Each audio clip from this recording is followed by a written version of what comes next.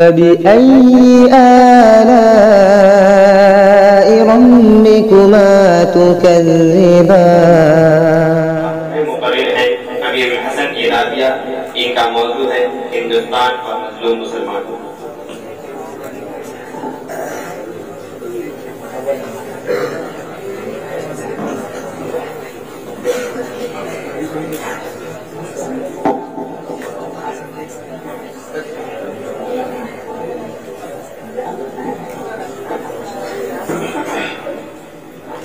السلام علیکم ورحمۃ اللہ وبرکاتہ۔ الحمد لله نحمده ونستعينه ونستغفره ونؤمن به ونتوكل عليه ونعوذ بالله من شرور انفسنا ومن سيئات اعمالنا، من يهده الله فلا مضل له ومن يضلل فلا هادي له، ونشهد ان لا اله الا الله وحده لا شريك له، ونشهد ان سيدنا ومولانا محمدا عبده ورسوله صلى الله عليه وسلم وعلى آله وأصحابه أجمعين، أما بعد۔ اڑائے کچھ وقت رانا نے کچھ بلبل نے کچھ گل نے، اڑائے کچھ وقت رانا نے کچھ بلبل نے کچھ گل نے، چمن میں ہر طرف بکھری ہوئی ہے داستاں میری، قائدین ملت اور نوجوان جالو۔ آج اگر ہم ہندوستان پر طائرانہ نظر ڈالیں تو معلوم ہوتا ہے کہ مسلمانوں پر ظلم و ستم کے پہاڑ توڑے جا رہے ہیں، جن کی رودات سامنے آتی ہے تو خون کے آنسو نکل پڑتے ہیں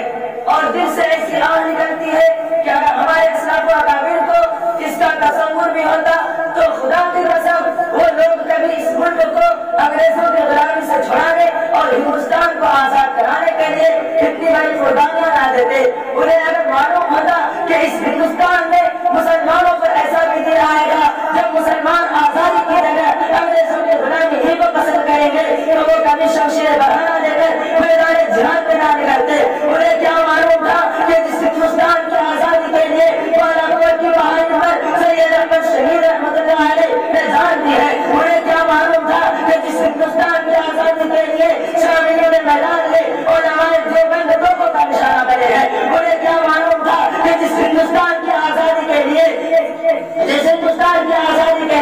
شیخ الہند اور شیخ الاسلام رحمۃ اللہ علیہ ہمارا پانی گئے ہیں، انہیں کیا معلوم تھا کہ جس ہندوستان کی آزادی کے لیے شیخ الاسلام حسین احمد مدنی رحمۃ اللہ علیہ پر شوٹ وائٹ ہوا ہے، انہیں کیا معلوم تھا کہ جس ہندوستان کی آزادی کے لیے صرف 1857 عیسوی میں 51,000 علماء شہید ہوئے ہیں، انہیں کیا معلوم تھا کہ جس ہندوستان کی آزادی کے لیے دہلی کے چاندنی چوک سے علماء کی گردنیں لٹکائی گئی ہے، انہیں کیا معلوم تھا کہ جس ہندوستان کی آزادی کے لیے علماء کو برہنہ کر کے آپ کے اندروں پر ڈالا گیا ہے، اس ہندوستان میں مسلمانوں پر ظلم و ستم کا پہاڑ ٹوٹے گا، انہیں حقوق سے محروم کیا جائے گا۔ ملت اسلامیہ کے رنگ پسند اس ملک کو آزاد ہوئے 75 سال ہو گئے، لیکن اس 75 سالہ دور آزادی میں ارباب حکومت نے مسلمانوں کے ساتھ کس طرح غیر مساویانہ رویہ اختیار کیا ہے اور ظلمت کو کاٹ کے کون کون ہتھیار استعمال کیے ہیں، اس کی درد بھری داستان ہے۔ اسے دو مسادات کی تاریخ میرے سامنے ہے جسے یاد کر کے گلے کا خون بہاتا ہے، زمانے بم ہو جاتے ہیں اور پاؤں تلے سے زمین گھسا جاتی ہے۔ یہ ہائے افسوس، یہ کیسی آزادی ہے کہ مسلمانوں کا جان و مال محفوظ رہی ہے، ہماری عزت و آبرو پر شکوک ڈالے جا رہے ہیں، ہمارے حقوق کو پامال کیا جا رہا ہے، ہماری آوازوں کو ویران کیا جا رہا ہے، ہماری مساجد و مقاصد کو مسمار کیا جا رہا ہے، ہماری خانقاہ مدارس کو بناؤ پر بنیاد پرستی کے الزام لگائے جا رہی ہے، پاکستانوں پر آسمانوں پر قبضہ کیا جا رہا ہے، قربانی پر پابندی لگائی جا رہی ہے، شاعر اسلام کے جنازے نکالے جا رہے ہیں، لاؤڈ اسپیکر آزاد کے خلاف مقدمہ بازی ہو رہی ہے، خدائے قانون اور قرآنی دستور مسلم مسئلہ میں ترمیم کی کوشش کی جا رہی ہے۔ یہ کیسی جمہوریت ہے، یہ کیسی آزادی ہے، یہ مسلمانوں کا جان و مال محفوظ رہی ہے،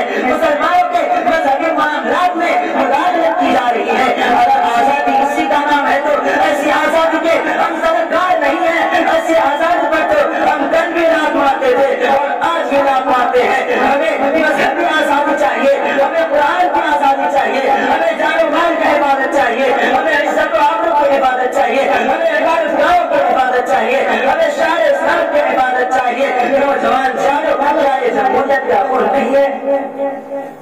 سیکولرزم کا مذہب نہیں ہے، دستور آزادی کے خلاف ورزی نہیں ہے کہ جمہوری ملک میں کسی کے مذہبی معاملات میں مداخلت کی جائے۔ آج آزاد ہندوستان میں یہی ہو رہا ہے، ہم سے مذہبی آزادی چھینی جا رہی ہے، مسلم مسئلہ میں ترمیم کی کوشش کی جا رہی ہے۔ ہم حکومت کے فتووں تک یہ آواز پہنچا دینا چاہتے ہیں کہ مسلمان سب کچھ برداشت کر سکتے ہیں، لیکن مسلم مسئلہ میں جھگڑا بڑھانے کو برداشت نہیں کر سکتے۔ ہم اپنی جانوں کو بیچ دیں گے مگر عدل قانون اور لازوال بنائی دستور مسلم مسئلہ میں تعلیم نہیں ہونے دیں گے۔ ہم آسمان ٹوٹ سکتا ہے، زمین پھٹ سکتی ہے، سورج بیرون ہو سکتا ہے، مگر دستور قرآن مسلم مسئلہ بدل نہیں سکتا۔ ہے غیر محمد قول خدا، فرمان نہ بدلا جائے گا، ہے غیر محمد قول خدا، فرمان نہ بدلا جائے گا۔ بدلے گا زمانہ لاکھ مگر، بدلے گا زمانہ لاکھ مگر، قرآن نہ بدلا جائے گا۔